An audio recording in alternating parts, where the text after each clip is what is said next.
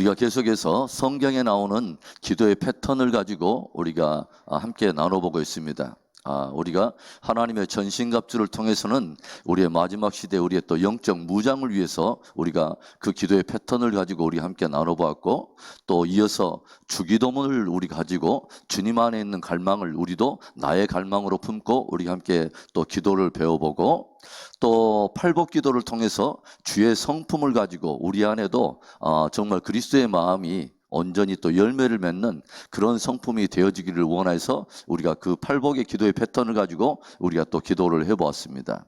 그 외에도 우리가 또 다른 우리 교회를 위한 사도적 어떤 그 중보의 기도, 그래서 주님의 몸된 교회를 위해서 기도해달라고 여러분에게 에베소서에 나오는 교회를 위한 사도 바울의 간절한 기도의 패턴들을 우리가 가지고 우리 함께 나눠보았습니다. 우리가 오늘의 말씀은 우리가 십계명 기도입니다. 십계명을 가지고 우리가 함께 기도를 또 우리가 한번 배워보는데, 우리가 이미 다 알고 있는 내용이죠. 그래서 이 십계명 기도는 특별히 계명의 실천을 위해서 내가 마음에 품고 우리가 또 함께 기도해 가는 것입니다. 저는 늘 그런 생각을 해봐요. 하나님의 말씀이 명령형으로 우리가 자꾸 이렇게 접하다 보니까 이것을 자꾸 이 하나님의 말씀이 나를 향한 어떤 구속과 억압을 위한 말씀이 아닌가 하고 자칫 우리가 그 뉘앙스를 그러게 받아들이기가 쉬운데, 아닙니다. 사실은 표현이 명령형이지 그 안에는 깊은 하나님의 사랑의 권면인 것입니다. 진실로 저와 여러분의 영혼 육간이 강건함을 얻고 정말 우리들이 승리로운 삶을 살도록, 그리고 영원한 우리의 운명이 주 안에서 우리가 형통하도록 하나님께서 우리에게 깊은 사랑을 통해서 우리에게 권면하고 있다고 하는 하나님의 중심을 여러분 놓치지 않기를 바랍니다. 하나님의 모든 계명은 저와 여러분들의 진짜 축복된 삶을 위해서 주시는 사랑의 계명이라고 하는 것이죠. 저와 여러분의 모든 삶은, 사실은 우리의 신앙은 하나의 관념이라고 말할 수는 없습니다. 저와 여러분이 주님에 대해서 깊이 배워가고 그분에 대해서 어떤 인식하는 우리의 관념의 놀이가 신앙의 어떤 것이 아니라, 우리가 가지고 있는 어떤 그 믿음의 인식들이 실제적으로 이렇게 표출되고 어떤 행위로 드러남으로 인해서 우리는 열매를 맺는다고 하는 것이죠. 우리의 신앙을 궁극적으로 표현한다면, 짧게 표현한다면, 주님의 말씀을 통해서 표현한다면 하나님을 사랑하고 이웃을 사랑하는 것입니다. 이게 모든 것입니다. 그래서 마태복음 22장 37절 이하에 보면은 그런 말씀이 나왔죠. 하나님의 모든 계명은 사실은 두 가지의 요약이 된다고 주님이 직접 말씀하시죠. 뭐라고요? 하나님을 사랑하고 내 이웃을 내 몸과 같이 사랑하라는 것이다. 그래서 하나님을 사랑하고 이웃을 사랑하는 것, 이것이 우리의 신앙의 모든 것입니다.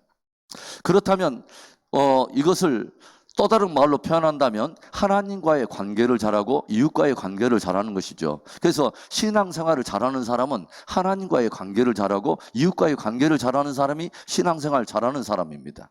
그래서 그러면 우리가 부득불 하나님을 사랑하고 하나님과의 관계를 잘하고 이웃을 사랑하고 이웃과의 관계를 잘한다고 하는 것은 그냥 하나의 그냥 인식의 어떤 이런 것들이 아니라 구체적인 행위로 우리가 소통을 하고 함께 그 관계를 해 나가는 것이 아니겠어요? 그래서 성경은 이제는 우리가 하나님을 사랑하고 이웃을 사랑해야 될 텐데, 하나님과의 관계도 잘하고 이웃과의 관계를 잘해야 될 텐데, 어떻게 구체적으로 이것이 실천해 가야 되는가 하는 것들을 우리에게 집약해 놓은 것이 바로 십계명이라고 하는 것이죠. 그래서 우리가 하나님을 사랑한다고 하는 나의 신앙을 어떻게 하나님을 사랑할 것인데 라고 우리가 묻는다면, 주님은 이 계명을 통해서 바로 이것이 하나님을 향한 기본적인 우리의 사랑의 계명들이야 라고, 실천 계명이야 라고 주님이 들려주신다고 하는 거죠. 우리가 어떻게 이웃을 사랑해야 할 것입니까? 라고 물을 때 주님은 이것이 가장 기본적인 이웃과의 관계에서 승리할 수 있는 이웃을 사랑하는 구체적인 실천 계명이야 라고 들려주는 것이 바로 십계명이라고 하는 거죠. 그래서 우리가 하나님의 사랑과 이웃 사랑, 이것을 십계명을 통해서 우리가 구체적으로 실천해 갈 수 있다고 하는 거죠. 그리고 실제로 이 십계명이 이제 나눠지는 것들이 뭐예요? 말 그대로 구약에 나와는 율법이 기록되어 있는 많은 숱한 사소한 계명들이 이제 기록되어 있죠. 그래서 어떤 사람들은 그렇게 말을 해요. 성경에는 총 몇 개의 계명이 있느냐? 총 구약에서 613개의 계명이 있다고 말을 해요. 유대 랍비 시말리아라고 하는 사람이 그런 말을 했어요. 구약에는 총 613개의 계명이 있는데 그중에 하지 말라고 하는 계명이 몇 개가 있냐면 하지 말라고 하는 그 계명이 365개가 있고 그 다음에 하라라고 하는 계명이 248개가 있다. 그래서 365계명과 248개의 하라고 하는 이 계명이 있어서 궁극적으로 하나님은 우리에게 무엇을 말하냐면 이 365일은 무엇과 일치하는 숫자죠? 1년 365일이죠.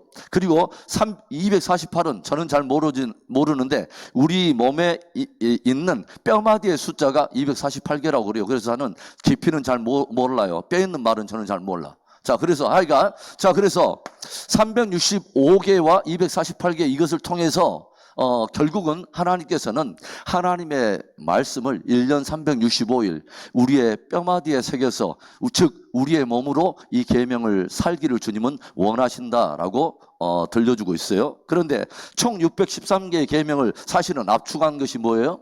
10계명이다. 사실 10계명 안에 들어가 있는 것이다. 그리고 이 10계명의 우리가 실천을 통해서 뭐예요? 하나님을 사랑하고 이웃을 사랑하는 구체적인 삶의 열매를 맺는 것이다. 그렇다면 여러분 많은 사람들이 제가 요즘 이렇게 이야기를 하다 보면 전혀 좀 이 계명에 대해서 잘못 오해하고 계신 분들이 있어요. 어떤 분들은 우리가 계명을 실천해야 됩니까? 안 해야 됩니까? 라고 말하면 그것은 구약의 율법이기 때문에 안 해도 됩니다 라고 하는 엉뚱한 말씀을 하시는 분들이 있습니다. 아닙니다. 계명은 굉장히 중요한 것입니다. 실제로 여러분 이 계명에 대해서 한번 제가 여러분에게 그런 말씀 한번 들려볼게요. 자, 어디를 보냐면 고린도전서 우리 한번 보겠습니다. 고린도전서 우리 찾아가 봅시다. 고린도전서 6장을 봐보세요. 고린도전서 6장 9절부터 봐보세요. 6장 9절부터 이런 말이 기록되어 있어요. 불의한 자가 하나님의 나라를 유업으로 받지 못할 줄을 알지 못하느냐라고 뭐냐면 미혹을 받지 말라. 불의한 자는 하나님의 나라를 유업으로 받을 수 없다. 불의한 자도 하나님의 나라를 유업으로 받을 수 있다는 말의 속진을 말하는 거죠. 미혹받지 말라는 거죠. 그러면서 뭐냐면 어떤 말을 들려주냐면 음행하는 자나 우상 숭배하는 자나 간음하는 자나 탐색하는 자나 남색하는 자나 도적이나 탐욕을 부리는 자나 여러분 지금 사도 바울이 말하는 이 사람들이 지금 무엇에 지금 걸리는 거죠? 십계명에 대한 지금 내용이 지금 다 나오고 있죠. 그렇죠. 우상 숭배하는 거, 간음하는 거, 탐색과 남색하는 거, 도적질하고 탐욕을 하는 거, 이 모든 것들에 속여 빼앗는 자들, 거짓을 해서 빼앗는 자들은 하나님의 나라를 유업으로 받을 수 있다 없다? 뭐예요? 받을 수 없느니라. 너희 중에 이와 같은 자들이 있더니 주 예수 그리스도의 이름과 우리 하나님의 성령 안에서 씻음과 거룩함과 의롭다 하심을 받았느니라. 여러분 그러면 계명은 실천해야 됩니까? 실천하지 않아도 돼요? 실천해야 돼요. 그렇죠. 계명을 실천해야 됩니다. 예수님께 어느 날 젊은 부자 한 사람이 나와서 주님께 물었어요. 주여 우리가 어떻게 하여야 영생을 얻으리까? 라고 묻자 주님께서는 네가 성경을 알지 않느냐? 성경에 무엇이라고 계명이 적어졌느냐? 라고 말하면서 주님께서 쭉 들려주실까? 이런 계명은 내가 어려서부터 실천하였나이다 라고 말을 하잖아요. 그러니까 계명에 대해서 주님도 역시 하나님의 계명을 실천하라고 주님이 말씀하시죠. 여러분 어디를 보냐면 계시록으로 우리 한번 가보세요. 요한계시록에 계시록 마지막 장 우리가 봐봅시다. 22장 14절부터 우리 한번 봐봅시다. 22장 14절에 보겠습니다. 자기 두루마기를 빠는 자들은 복이 있으니 이는 그들이 생명나무에 나아가며 문들을 통하여 성에 들어갈 권세를 받으려 함이로다. 15절부터 뭐라냐면 개들과 점술가들과 음행하는 자들과 살인자들과 우상숭배자들과 거짓말을 좋아하며 지어내는 자는 다 성 밖에 있으리라. 여러분 지금 방금 기록된 그 내용이 어떤 사람들을 지금 함께 포함하고 있죠? 십계명에 대한 그 계명에 대한 실천을 불이행하고 있는 사람들을 지금 말하고 있는 것이죠.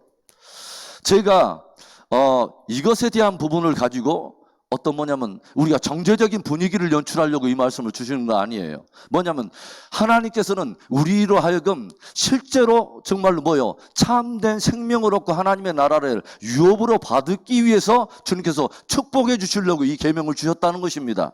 할렐루야. 그래서 이 실천, 이 계명에 대해서 잘못된 것은 우리가 살아가면서 잘못된 것에 대해서 우리가 회개하고 좋은 열매를 맺어야 될 우리의 그것이 올바른 신앙의 자세이지, 주께서는 이게 계명으로 주셨는데 이것들을 무시해버리고 무시해도 좋다라고 하는 신앙은 결코 좋은 신앙은 아니라는 것입니다. 그래서 주님이 14절에 뭐라냐면 자기 두루마기를 빠는 자들은 복이 있다. 뭐냐면 이런 계명을 주셨는데 이 계명을 따라서 실천하지 못한 것에 대해서는 두루마기를 빨라는 것입니다. 성경에 두루마기는 제가 뭐라고 말했냐면 행위라고 말을 했어요. 잘못된 행위에 대해서는 계명에 비춰서 잘못된 것에서는 내가 회개하고 뭐냐면 온전한 행위의 옷을, 그것을 열매를 맺을 일이지 계명 자체가 우리에게 필요가 없습니다라고 계명 자체를 거부하고 있는 것은 좋은 신앙의 자세가 아니다라고 하는 것입니다.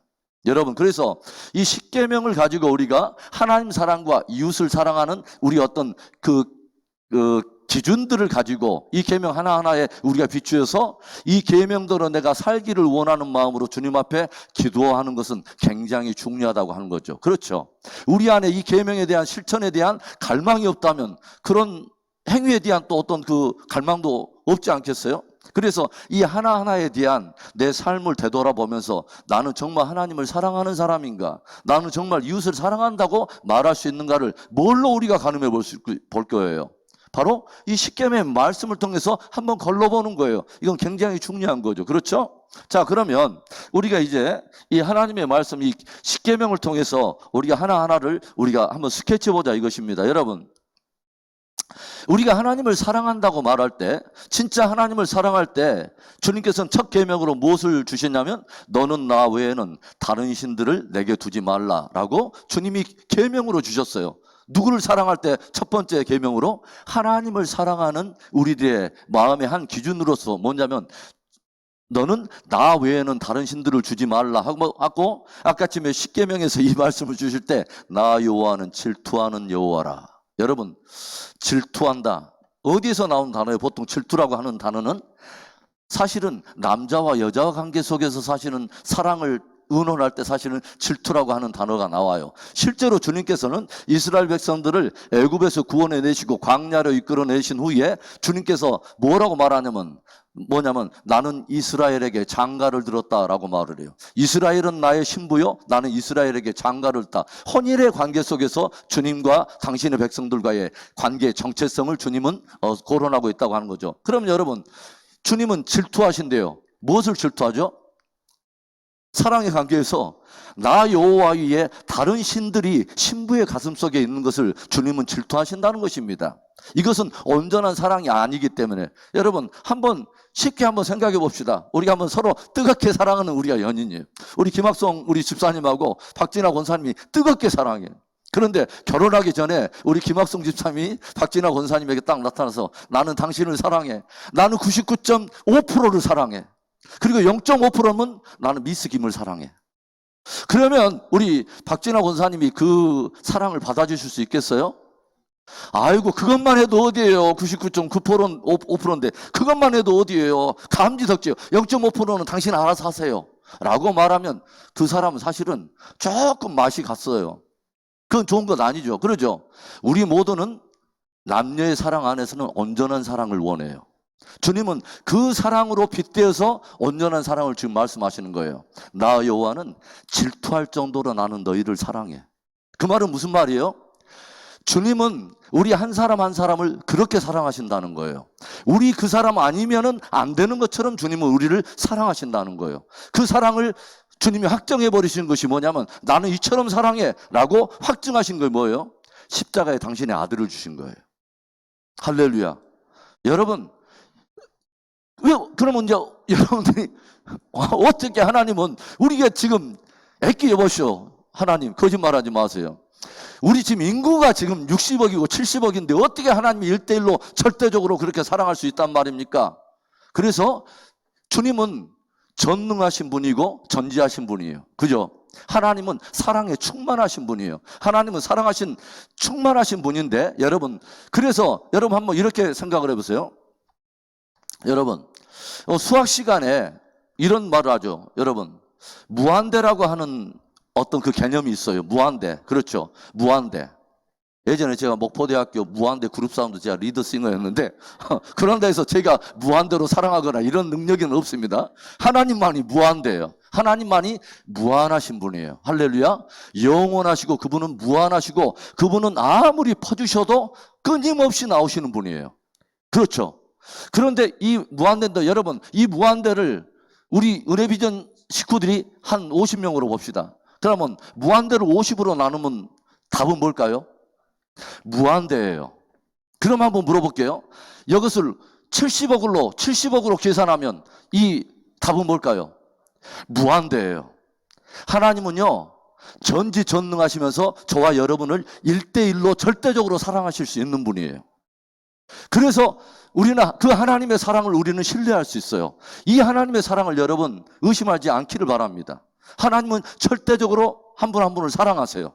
그래서 주님이 저와 여러분에게도 그 사랑을 요구하는 거예요. 나도 너희를 그렇게 사랑했으니 너희도 나를 그렇게 사랑하기를 바래. 그래서 너희와 나의 사이에 온전한 사랑이 있기를 바래 라고 주님이 지금 말씀하시는 거예요. 아따, 주님은 욕심도 많네. 어떻게 주님이 질투하시면서 어떻게 막 나한테 질투한다고 그러지? 여러분, 이 질투라고 하는 개념은 진짜 사랑하는 관계 안에서는요, 굉장히 절대적인 개념이에요. 그렇죠? 그렇죠?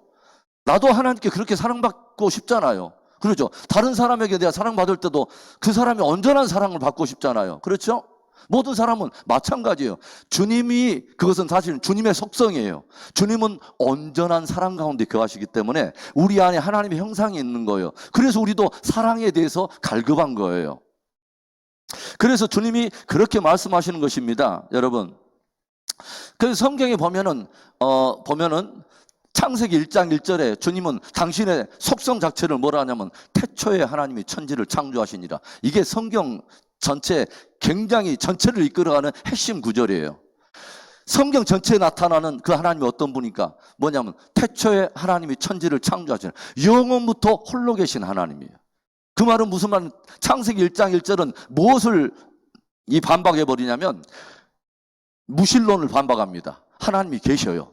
무신론은 하나님이 없다고 말하는데 창세기 1장은 태초에 하나님이 계셨다고 말을 해요. 그리고 뭐냐면 그 하나님이 천지를 창조하셨어요. 여러 신들이 아니라 바로 태초에 천지를 창조하신 분은 유일하신 한 분이에요. 그래서 다신론을 거부하고 범신론을 거부해요. 그분이 창조주 하나님이시고 나머지 모든 것은 다 피조물이라는 거죠. 그래서 그분만이 참된 유일하신 하나님이라고 하는 것을 창세기 1장부터 우리에게 소개하고 있다고 하는 거죠. 그래서 엄밀하게 보면 저와 여러분의 신앙은 창세기 1장을 건너뛰지 않으면 그 다음에 신앙의 발전이 없어요. 저와 여러분이 창세기 1장에 나타난 그 하나님을 만나기를 바랍니다. 유일하신 하나님, 그렇죠. 영원부터 홀로 계신 바로 그 하나님이 오늘도 역사를 주관하고 계시고 우리를 절대적으로 사랑하시는 하나님이세요. 아멘. 그래서 그 하나님에 대해서 여호수아는 그렇게 고백하죠. 24장 15절에, 여호수아서 24장 15절에 여러분의 유인물에 나와 있어요. 만일 여호와를 섬기는 것이 너에게 좋지 않게 보이거든 너희 조상들이 강 저쪽에서 섬기던 신들이든지 또는 너희가 거주하는 땅에 있던 아모리 족속의 신들이든지 너희가 섬길 자를 오늘 택하라. 오직 나와 내 집은 여호와를 섬기겠노라. 저와 여러분이 십계명의 기도를 통해서 이것을 주님 앞에 고백하는 거예요. 주님, 주님만이 나의 유일하신 하나님이요 나의 유일한 방패시요 내가 섬기는 유일하신 나의 하나님이십니다. 그리고 그 하나님 외에 내가 뭐냐면 다른 신들을 두지 않겠나이다. 내 믿음의 결단을 고백하고 다른 신들을 내가 섬기지 않도록 내 믿음을 붙들어 달라고 주님 앞에 기도하는 것입니다. 이것이 하나님을 향한 우리들의 신앙의 사랑의 첫 걸음이라고 하는 거죠. 하나님 외에는 다른 신을 두지 말라 했던 바로 그것을 가지고 주님 앞에 진솔하게 기도하면 내 신앙을 감검해 보는 거예요. 두 번째 뭐예요? 너를 위하여 우상을 만들어 절하거나 섬기지 말라라고 주님이 또 명령을 하세요. 그래서 우리의 마음의 중심에 하나님을 모시는 기도예요. 우상은 무엇을 위해서 사실은 만드는 거예요? 우상은요, 조용히 보면 우리를 위해서 만들어요. 그래서 뭐냐면 너희를 위하여 우상을 만들지 마라 말해요. 그러니까 뭐냐면 우상의 핵심은 표면적으로는 우상 숭배인 것 같은데 그 우상을 통해서 사실은 누가 사실은 유익을 얻기를 위한 거냐면 내가 유익을 얻기를 위한 거예요. 그 표면적으로는 우상을 섬기는 것 같은데 우상을 통해서 내 탐심을 이루는 거예요. 성경은 그렇게 우리에게 소개하고 있어요. 구약에는 사실은 우상은 모두 다 형상화된 하나의 우상들이었죠. 그렇죠? 황금 송아지를 만든다거나 어떤 이방 신들도 몰렉을 만든다거나 각종 다양한 많은 신들이 있는데 사실은 이 모든 것들이 조용히 보면 이 우상은 무엇과 상관이냐면 개인적인 탐심을 이루거나 기복주의적인 어떤 그런 것이 굉장히 강하죠. 그렇죠? 그러니까 어떤 자기가 섬기는 신이 이방 신들의 어떤 그 신들의 공통점, 대부분 공통점은 뭔지 아세요? 그 신이 가지고 있는 어떤 도덕적인 어떤 자질이라든가 인격적인 거 이런 것은 없습니다. 신들에서 기대하지 않아요. 다만 뭐냐면 나에게 복 주고 내 병 고쳐주고 나의 이런 거 채워주고 모든 이것하고 관계가 있는 거지 이 신과 나의 인격적인 깊은 교제가 있다거나 무엇인가를 통해서 어떤 성숙과 성장이 일어난다든가 어떤 변화가 일어난 이런 개념은 없습니다. 다만 문제 해결입니다. 그러죠? 그런데 하나님은 그런 분이 아니에요. 하나님은 인격적인 하나님이라는 거죠. 그래서 뭐냐면 너를 위하여 우상을 만들어 절하거나 섬기지 말라라고 주님이 우리에게 말씀을 하신다고 하는 거죠. 여러분 우상의 실제가 뭔지 아세요? 우상의 실체는 이런 거예요. 우리가 시편 115편을 가봅시다. 자, 시편 115편에 어떤 말씀이냐면 자 4절부터 우리 보겠습니다. 그들의 우상은 즉 이방이 만든 우상들을 말해요. 은과 금이요 사람의 손으로 만든 것이라. 사람이 우상을 만들어요. 그렇죠? 그렇죠? 입이 있어도 말하지 못하며 눈이 있어도 보지 못하며 귀가 있어도 듣지 못하며 코가 있어도 냄새 맡지 못하며 손이 있어도 만지지 못하며 발이 있어도 걷지 못하며 목구멍이 있어도 작은 소리조차 내지 못하느니라. 이게 실제적인 우상의 허상이에요. 그러죠? 그러나 뭐요? 9절에 이스라엘아 여호와를 의지하라. 그는 너희의 도움이시요 너희의 방패시로다. 여러분 그래서 주님께서는 우상을 섬기는 것을 굉장히 싫어한다는 거죠. 우상이라는 것은 한마디로 또 다르게 말한다면 하나님이 있어야 될 자리에서 영광을 받고 있는 거예요. 하나님 대신해서 우리가 마음속에 의지하고 있는 것이 바로 우상의 실체예요. 그러죠? 그런데 조용히 보면은 하나님의 자리에 어떤 함께 견주어서 우상이 될 수 있을 만한 것이 구약에서는 형상화된 하나의 우상이었어요. 예전에 저희들이 전주 바울교회를 다닐 때에 오해는 하지 마세요. 어떤 한 권사님이 계세요. 이 권사님이 계시는데 이 권사님이 이제 뭐냐면 그 가정에 조금 이렇게 좋지 않은 일이 있었어요. 그래서 좋지 않은 일이 있는데 이제 저희 집사람이 그 권사님에게 이렇게 대화 나눌 일이 있어가지고 함께 대화를 나누는데 그 권사님이 자기 어떤 그 딸에 닥친 어떤 그 문제를 해결하기 위해서 점을 치러 다닌다는 거예요. 그게 뭐냐면 여기서 예배도 드리고 역상하게 하나님을 막 섬기고 앞에서 직분도 맡아서 하는데 은밀하게 어디를 차고 다니냐면 점집을 돌아다니는 것이에요. 점점 더 점집을 찾아다니신다는 거예요. 그래서 이제 그 아내가 어떤 신앙적인 어떤 그 책망도 하고 이렇게 권면도 한 일이 있어요. 이게 뭐냐면 하나의 구약적인 어떤 개념으로서는 형상화된 하나의 우상이 있는데 성경에 사실은 우상이 될 만한 또 다른 어떤 그런 대상을 우리에게 소개하고 있는 것들이 있죠. 뭐냐면 너희가 하나님과 무엇을 겸하여 섬길 수 없다고요? 재물을 겸하여 섬길 수 없다. 그 말이 무슨 말이에요? 우리 안에 하나님의 자리에 하나님 얼마든지 우리를 이끌어갈 만한 그 우상의 자리에 서게 될 만한 그 대상이 뭐예요? 재물이 될 수 있다. 하나님과 재물을 겸하여 섬길 수 없느니라. 그렇죠. 그 다음에 뭐냐면 하나님과 세상을 겸하여 섬길 수 없느니라. 그리고 또 어떤 말이 있냐면 마지막 시대를 사도 바울이 경고하면서 마지막 때가 되면 고통하는 때가 이르는데 사람들마다 무엇을 사랑하냐면 자기를 사랑하고 돈을 사랑하고 쾌락을 사랑하는데 이것을 하나님 사랑하는 것보다 더하는 일이 일어난다. 그 말은 무슨 말이에요? 얼마든지 돈과 자기와 뭐예요? 쾌락이 하나님을 대신해서 사람 안에 우상이 될 수 있다는 것을 우리에게 들려주고 있다고 하는 거죠. 우리가 정확히 그것을 우리가 판단할 수는 없지만 여러분 어떤 일이 딱 생기면 항상 하나님이 그것에 대해서 순서에 항상 밀리는 일이 일어난다. 이것이 단순한 하나의 일이 아니라 매 일마다 다 항상 어떤 그 문제가 개입하면 하나님 우선순위에 밀린다. 그러면 한 번쯤은 감검해 볼 일이에요, 여러분. 그래서 주님께서는 우리를 위하여 우상을 만들어서 거기에 절하거나 섬기지 마라. 주님께서 우리에게 말씀을 하셨어요. 그래서 이것을 가지고 내 신앙을 한번 돌아보는 거예요. 내가 하나님보다 더 사랑하며 늘 일마다 때마다 그것에 딱 문제만 부딪히면 항상 하나님이 오히려 우선순위에서 밀리는 그 하나님의 자리에 있는 어떤 대상은 없는가라고 한 번쯤은 감검해 봐야 된다고 하는 거죠. 그것이 무엇과 상관이 있어요? 하나님을 사랑하는 것과 관계 있어요. 하나님을 사랑하는 것과.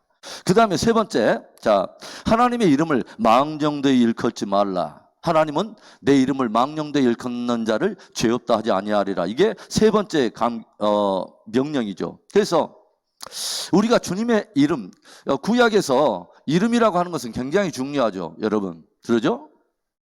이름 안에는 뭐가 들어야 하냐면 그 사람을 향한 그 부모가 어떤 자녀에게 이름을 볼 때는 그 자녀가 정말 그런 삶을 살기를 원해서 이름을 들려주지 않겠어요? 저는 사실은 최근까지 한 몇 년 전까지 오서택, 이 서택 이게 뭔 소리야? 그런데 서자가 못 서자래요. 못 서자, 못 서자. 그래서 어를 잘못하면 못 써. 이렇게 읽을 수도 있는데 못 서자. 그러니까 나는 이 못 서자, 이 못이 뭔 서자야? 이게 연못이나 이런 것을 말하더만요. 못 서자. 그 다음에 택할 택자 해가지고 이 택해요. 그래서 이 못 서자이기도 하고 또 뭐냐면 상서로울 서자도 되더라고요. 상서롭다. 그러니까 나는 상서롭다. 자칫하면 또 상스럽다. 이런 것인데 이게 어떤 개념이냐면 굉장히 좋은 의미를 담고 부모님이 주셨더라고요.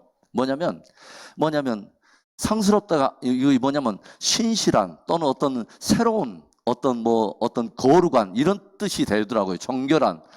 뭐냐면 끊임없이 안에서 좋은 물이 넘쳐나는 못이 되라 해서 이제 이 이름을 저에게 이렇게 지어줬더라고요. 그래서 상서로울 서자니까 택자가 못택자인가 이렇게 기해요. 그래서 이렇게 지어놨더라고요. 여러분, 구약에서 어떤 이름이 나오면 굉장히 그 이름이 중요한 의미를 가지고 있어요.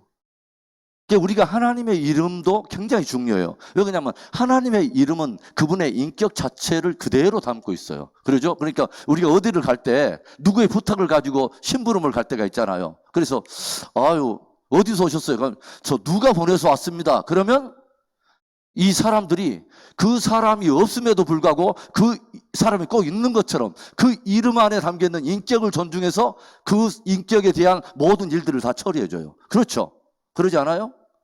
그리고 만약에 누가 보내서 왔는데 가면 그냥 가세요. 그러면 그 사람을 지금 못 오가는 거죠. 어떻게 보면. 그러죠? 그러니까 우리가 하나님의 이름을 부른다고 하는 것은 사실은 하나님의 인격에 대한 우리가 경외함이 그 안에 담겨 있는 거죠. 그래서 하나님의 이름을 걸고 해서 망령된 말을 한다는 것은 뭐냐면 잘못된 맹세를 함부로 한다거나 뭐냐면 그 이름에 걸맞지 않은 것을 함부로 해서 그 이름을 못 오가는 것을 지금 말하는 거죠.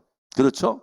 그래서 하나님의 이름을 망령되이 일컫는 것과 더불어서 연결이 되는 구절을 하나 제가 골라봤어요. 마태복음 7장 21절에 이런 말이 나오죠. 나더러 주여 주여 하는 자마다, 즉 주의 이름을 부르는 자마다 다 천국에 들어갈 것이 아니요 다만 하늘에 계신 내 아버지의 뜻대로 행하는 자라야 들어가리라. 그렇게 뭐냐면 주의 이름을 부르는 자의 합당한 삶은 뭐냐면 아버지의 뜻대로 행하는 삶이 있어야 된다고 하는 거죠. 그러죠? 그러니까 주님의 이름을 부르는 것과 그 이름의 주님의 뜻을 우리가 이루는 삶과 굉장히 밀접한 관계에 있다고 하는 것이죠. 이 말씀이 주님께서 마지막 때에 대한 이야기를 말씀하시면서 주님께서 경고하신 말씀이 있어요. 그날에 어떤 사람들이 나에게 와서 내가 주의 이름으로 선지자 노릇하며 주의 이름으로 귀신을 내어 쫓아내며 주의 이름을 걸고 많은 일들을 했다는 거예요. 그러나 내가 도무지 너희를 알지 못하노라. 불법을 행하는 자들아 내게서 떠나가라 하는 그 말을 들을 자들이 있을 거다. 그러면 드리고 나서 주님이 결론에서 뭐라냐면 그러므로 누구든지 주여 주여 하는 자가 하나님의 나라가 들어갈 것이 아니라 아버지의 뜻대로 행하는 자라야 들어가게 되리라. 여러분, 그래서 여러분, 저는 기도할 때 하나님의 이름을 굉장히 많이 저는 일부러 많이 불러요. 왜냐하면 그 이름 안에는 그 일을 행하시는 하나님의 모든 성품과 모든 것이 다 들어있기 때문에. 예를 들어서 제가 그런 기도를 해요. 하나님, 지극히 높으신 하나님. 이것은 히브리어로 엘 엘리온의 하나님인데 엘 엘리온의 하나님을 내가 찬양합니다. 지극히 높다가라고 하는 그분의 이 이름을 부를 때는 그분이 어떤 분이냐면 모든 인간들의 이성과 모든 역사를 초월해 계시는 가장 높으신 분을 말하는 거죠. 나는 하나님을 그렇게 섬기고 싶은 거예요. 그래서 지극히 높으신 하나님. 그 다음에 뭐예요? 이스라엘의 하나님. 이때는 뭐냐면 이스라엘의 그 모든 역사를 주관해 오셨던 그 하나님. 종살이했던 이스라엘들의 비천함 속에서도 저들에게 국류를 이끄시고 주님이 은혜를 베푸서 구속하시고 그들을 광야로 이끌어내시고 연단해 가시더니 마침내 뭐예요? 약속의 땅으로 이끌어내신 신실하신 하나님. 바로 그 하나님이 오늘 내가 섬기는 하나님이라는 거죠. 그래서 이 하나님을 우리가 고백하는 거예요. 브엘라의 로이야 하나님. 뭐냐면 우리를 감찰하신 하나님. 감찰하신 하나님. 여종 하갈의 고통을 광야 가운데서도 들으시고 여종의 신음에도 응답해 주셨던 감찰하신 하나님이 오늘 나를 보신다는 거예요. 근데 그러니까 그 하나님의 이름에 담겨있는 우리가 속성을 본다면요, 그 이름만 쭉 열거해도 내가 지금 예배하고 있는 하나님이 어떤 분인가를 우리가 한번 깊이 묵상해 볼 수 있어요. 우리가 하나님 앞에 예배하러 나가서 제일 먼저 해야 될 것이 뭔지 아세요? 하나님 앞에 전제적으로 내가 서는 거예요. 이것을 전제적인 기도 또는 전제적인 예배라고 하는데 무엇인가를 강구하기 전에 내가 하나님 앞에 서는 거예요. 뭐냐면 그 하나님을 내가 깊이 묵상해 보는 거예요. 그 하나님, 내가 지금 부르고 있는 하나님, 내가 예배하고 있는 하나님, 내가 지금 찬송하면서 높이기를 원하는 그 하나님이 어떤 분인가를 우리가 한번 깊이 한번 묵상해 볼 필요가 있어요. 그래야 그분에 합당한 예배를 드리지 않겠어요? 그래야 그분에 합당한 삶을 우리가 살려고 우리가 몸부림치지 않겠어요? 할렐루야. 그래서 바로 그것을 말하는 거예요. 우리가 예수 그리스도의 이름으로 일컬어주는 우리가 그리스도인이잖아요. 안디옥 교회 성도들이 세상 가운데 사는데 세상 사람들이 저들을 뭐라고 말하냐면 그리스도인이라 라고 불러줍니다. 그 말이 무슨 말이냐면 크라이스트 플러스 아누스, 그리스도에게 속한 자들이라고 불러준 것입니다. 무엇을 보고요? 저들이 주여 주여라고 부르는 그 저들의 외침을 통해서가 아니라 그리스도인답게 살아가는, 무엇인가 세상과 다르게 차별 있게 살아가는 그 사람들을 보고 저들이 불러준 이름이 뭐냐면 그리스도인이라고 붙여줬다고 하는 것입니다. 오늘날 많은 어떤 기독교를 비판하는 많은 사람들이 한마디로 오늘날의 기독교의 문제는 뭐냐? 결국은 나미날 크리스천들이 너무 많다. 뭐냐면 명목상의 그리스도인. 이름만 그리스도라고, 그리스도에게 속해 있다고 라고 이름만 가지고 있는데 사실은 뭐예요? 그렇게 사는 모습이 안 보인다는 것이죠. 그게 우리들의 또 연약함이기도 하고 주님의 도우심이 필요한 영역이 아니겠어요? 그러기 위해서라도 우리가 뭐냐면 우리가 하나님께서 주신 계명을 가지고 몸부림치면서 우리가 열매를 또 맺어가는 우리가 삶이 필요하다고 하는 것입니다. 자, 그래서 하나님의 이름을 망령되이 부르지 말라. 함부로 말하고 그것을 함부로 맹세하면서 전혀 그렇게 하지 않는 이런 것이 무엇과 위배가 되냐면 하나님을 사랑하는 것이 아니라는 것입니다. 네 번째 뭐요? 안식일을 기억하여 거룩하게 지키라 라고 주님 말씀하세요. 여기서 뭐요? 안식일이라고 하는 것은 항상 무엇과 상관이 있냐면 하나님께 드리는 예배와도 상관이 있는 사실은 이 개념이죠.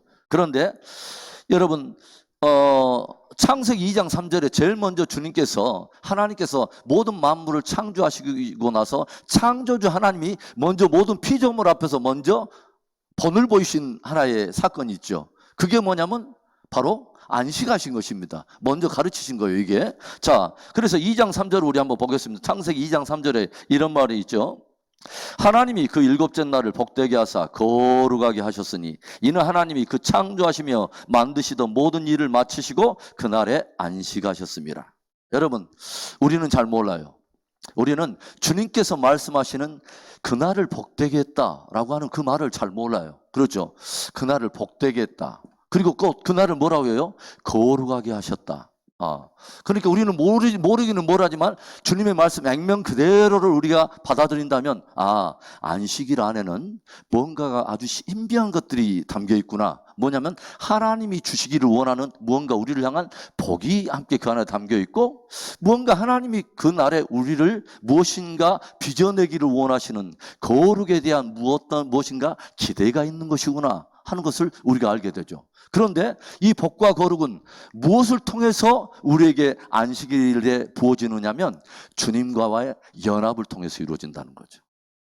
주님께서 안식을 하셨고 우리를 어디에 초대하냐면 모든 피조물을 다 창조하시고 나서 그들을 모든 피조물을 하나님 창조의 하나님이 뭘로 초대하시냐면 안식에 초대하셨다고 하는 거죠. 그리고 먼저 하나님께서 이것을 먼저 보이신 이 사건이 나중에 역사를 지나면서 모세를 통해서는 이제는 뭐냐면 계명으로 딱 자리를 잡고 있는 것이 바로 네 번째 계명입니다. 안식일을 거룩하게 지켜라. 이것은 뭐냐면 너의 창조주 하나님께서 그날에 모든 만물을 지으시고 일곱째 날에 안식하셨습니다. 그게 뭐냐면 어떤 이것이 율법의 하나의 계명을 지키고 안 지키고 이거 차원이 아니라 그 기원 자체가 창조주 하나님이 모든 피조물들에게 축복하시려고 먼저 본을 보이신 놀라운 사건이, 이 신비가 이 안에 담겨 있다고 하는 거죠. 여러분, 참 이상하죠. 여러분, 성경을 이렇게 보면 주님은 이제 이런 말씀이죠. 여러분, 첫째 날, 둘째 날, 셋째, 여섯째 날까지 모든 만물을 창조하시고 여섯째 날 마지막 끝자락에 무엇을 창조하셨냐면 인간을 창조하셨어요. 당신의 형상을 따라 당신의 모양대로 지으신 하나님의 사람들에게 무엇을 다 맡기냐면 모든 만물을 다 맡기는데, 이 모든 만물을 맡기기 전에 인간들의 입장에서 볼 때는 딱 창조되고 나자마자 바로 하나님께서 뭘 하시냐면 이 인생들을 바로 안식에 초대하셨다는 것입니다. 굉장히 의미 있죠. 뭐냐면 이 인간들을 첫째 날에 창조해가지고 여섯째 날 동안 계속 하고 나서 일곱째 날에 창조하신 것이, 안식하신 거 아니라 여섯째 날에 다 창조하자마자 주님께서 먼저 무엇을 하셨냐면 안식에 초대했다고 하는 거죠. 굉장히 중요한 의미가 있는 것입니다. 여러분, 우리 여섯째 날까지 여섯 날을 우리가 살 수 있는 힘은 어디서 나오냐면 하나님과의 안식에서 얻어야 된다는 것입니다. 그래서 여러분, 이 굉장히 중요한 날이죠. 이 날이 뭐냐면 여섯째 날을 살 수 있는 우리들의 영과 혼과 육이 온전히 작용하기 위한 모든 동력을 어디서 얻어야 되냐면 주님으로부터 온다는 것입니다. 그러죠. 이게 굉장히 기이한 신비예요. 이 날이 하나님께서 우리에게 주시는 바로 그 복이 그 안에 담겨 있고 신비한 어떤 거룩이 이루어지는 놀라운 그런 축복의 날이라고 하는 거죠. 성경을 조용히 보면 그러면 하나님은 뭐예요? 일곱 번째 날을 항상 주기로 해서 안식일 주기로 역사를 이끌어 오신다는 것을 알게 되죠. 그러죠. 그리고 이 일곱째 날 안식일을 소중하고 거룩하게 지켜라, 너희들도 안식해라 라고 주님은 끊임없이 안식일을 주기로 인생들을 이끌어 왔다고 하는 것을 알아요. 우리들의 모든 생체 리듬과 우리들의 어떤 영적인 역량이나 모든 것들의 역량을 잘 아시는 하나님께서 우리 인생들에게 진짜 복과 안식을 주시려고 주님이 창조주 하나님이 우리를 너무도 잘 알기 때문에 주신 어떤 생활의 주기가 뭐냐면 안식일 주기로 주님은 우리를 창조하셨다고 하는 거죠. 여러분, 그래서 성경에 보면 7이라고 하는 숫자가 굉장히 중요합니다. 그러죠. 안식일을 중심으로 해서 7일간 이렇게 이끌어 오셨구나. 그 다음에 뭐요? 연도 그렇게 말하잖아요. 6년 동안 일하고 7년째는 어떤 년이에요? 요가는 거 아니에요. 막 연 하니까 여러분 이상하게 생각하지 마세요. 자, 그래서 안식년이라고 말하잖아요. 그 다음에 안식년을 7번 해가지고 마지막 50년째를 뭐라고 말해요? 희년이라고 그래요. 그렇죠. 희년에는 모든 만물이 원래 주인에게 돌아가는 때예요. 굉장히 신비한 오묘한 것들이 있어요. 그 다음에 바벨론의 이스라엘 백성들이 몇 년 동안 포로 생활을 합니까? 70년 동안 포로를 수행하고 70년째 돌아와요. 그러죠. 무엇인가 뭐냐면 7이라고 하는 숫자는 하나님께서 인생들에게 명하신 안식과 회복에 대한 어떤 중요한 신비가 있는 거예요. 그런 의미에서 저는 우리 은혜 비전교회는 굉장히 축복받고 의미 있는 교회라고 생각해요. 전남 서지방회가 69개 교회였을 때 70년째에 지방에 설립 70번째 교회를 세운 것이 우리 교회예요. 다른 교회가 질투해도 상관이 없어요. 우리는 복 받기 위해서 부름을 받은 사람들. 할렐루야. 그게 더 놀라운 것이 뭔지 아세요? 제가 그 글로벌 CBMC 그 지도 목사로 있잖아요. 목포지에. 글로벌 목포 이제 그 지회가 놀랍게도 우리 창립 70년 때 거기도 70주년이더라고요. 그래서 내가 속으로만 나는 하나님께 그렇게 기도합니다. 하나님, 우리 은혜 비전교회는 목포 지역에 또 만나는 성도들마다 사람들에게 회복을 주는 교회가 되게 하시고 한 분 한 분이 회복의 통로로 쓰임받게 해주옵소서. 저는 믿습니다. 우리 교회를 향한 하나님의 회복의 전략이 있다고 저는 굳게 믿습니다. 그러지 않겠어요? 하나님의 특별한 섭리와 뜻이 있기 때문에 우리를 연합하게 하시고 이 코로나라고 하는 쉽지 않은 상황 속에서도 기이하게 연합하게 하시고 주의 몸된 교회를 오늘까지 이끌어 오시고 이번에 창립 1주년을 맞는 저는 굉장히 감동스러워요. 감격스러워요. 이제 하나님께서 2주년째는 또 어떤 일을 행할 것이며 이 어두운 역사 속에 우리를 통해서 어떤 일을 행하실 것인가를 마음속에 생각하면 너무도 막 기뻐요. 여러분, 우리가 신약시대에 들어오면서 유대인처럼 안식일을 6일째 안식일을 지키지는 않습니다. 이제 우리는 주일을 지키죠. 왜냐하면 부활이라고 하는 주님의 부활이라고 하는 이 날을 우리가 꼭 안식일의 개념처럼 우리가 받아들이고 우리에게 의미 있는 사망의 역사 끝나고 이제는 뭐 구약의 율법의 역사가 끝나고 그리스도 예수 안에서 새로운 생명을 얻게 된 바로 그날이 저와 여러분에게 의미가 있는 거죠. 부활. 그렇죠? 그래서 우리가 주일이라고 하는 어떤 그 날을 우리가 마치 안식일의 개념을 가지고 지키는데 율법에 매이지는 않아요. 그러나 안식일을 지키던 그 정신은 있는 거예요. 율법은 우리가 그 사라진 바 된 것처럼 보이지만 사실은 그 안에 정신은 그 안에 있는 것입니다. 그래서 우리가 주일을 우리가 거룩하게 지키고 또 하나님께 예배하면서 우리가 주일을 우리가 지키는 것은 굉장히 중요하죠. 물질에 대해서 하나님께 주권을 인정하는 것이 하나의 11조라면 우리의 인생의 시간의 주인인 주님을 인정하는 가장 중요한 그 기초가 뭐냐면 안식이라고 저는 생각해요. 주일을 소중하게 지키는 거예요. 여러분, 굉장히 중요하죠.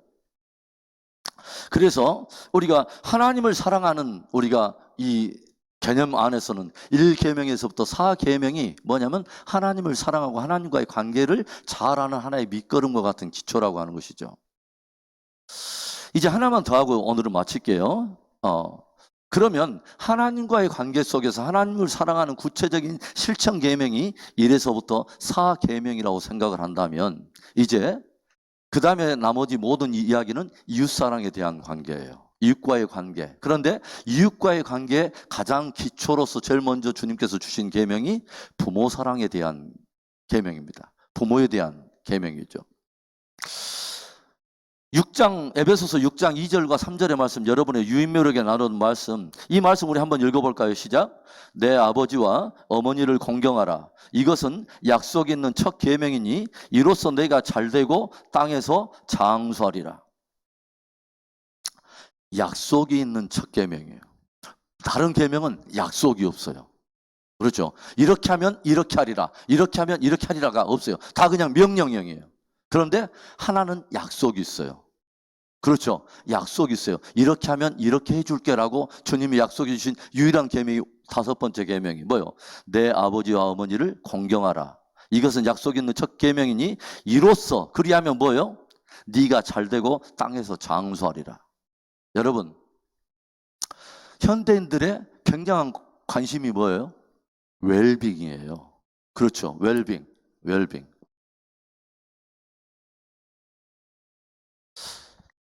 웰빙 굉장히 관심이 많죠. 그럼 웰빙의 그 안에 요소는 뭐예요? 우리가 웰빙하기 위해서 우리가 기대하는 것은 뭐예요? 하나는 형통한 거예요. 성공하는 거예요. 그렇죠? 원하지 않으세요? 웰빙. 형통하고 성공하는 거예요. 잘 되는 거예요. 잘 되는 거예요. 그 다음에 뭐예요? 하나는 오래 사는 거예요. 장수하는 거예요. 건강한 거예요. 그러지 않겠어요? 여러분, 그러죠? 그래서 우리가 형통과 장수, 이것이 웰빙의 핵심이에요. 그렇죠. 그러기 위해서 우리는 하여간 부지런히 막 요즘 막 다이어트도 하고 그러잖아요. 어떤 분은 다이어트의 뜻이 뭐냐 그러니까 다 이것저것 얻어먹고 튀어본다. 뭐 이거 이런도 많은데 그게 다이어트는 아니에요. 여러분, 그래서 뭐냐면 우리가 몸을 우리가 좀 뭐 다듬기 위해서 건강을 위해서 막 열심히 하잖아요. 그렇죠? 이것저것 다 해요. 그런데 원초적으로 성경은 우리에게 놀라운 말씀을 해줘요. 내 부모를 공경하라. 그리하면 네가 땅에서 잘 되고 장수하리라. D.L. 무디는, 우리가 잘 알고 있는 전도자 D.L. 무디는 이런 말을 해줘요. 우리의 현재적인 형편과 처지는 어찌 보면 5번째 계명에 대한 우리의 실천의 결과일 것이다. 의미 있죠, 여러분. 굉장히 중요한 말씀입니다. 그렇죠. 그래서 우리가 부모를 공경하고 어른을 우리가 공경하는 것은 굉장히 신앙생활에서 단순한 이게 하나의 어떤 시대적인 풍류를 따라서 요즘 세대가 다 이러니까 이렇게 간과할 문제가 아닙니다. 하나님의 계명적인 입장에서는 우리가 어떤 다른 것도 있지만 부모님에 대한 또는 어른에 대한 우리의 그리스도인들의 기본적인 자세는 늘 공경하는 마음이 있어야 된다고 하는 거죠. 할렐루야. 그러면 하나님이 약속대로 행하십니다. 무엇을 해요? 땅에서 잘 되고 네가 장수하리라. 여러분, 성경의 많은 인물들 중에 내가 자꾸 거론하는 인물이 누구냐면 이삭입니다.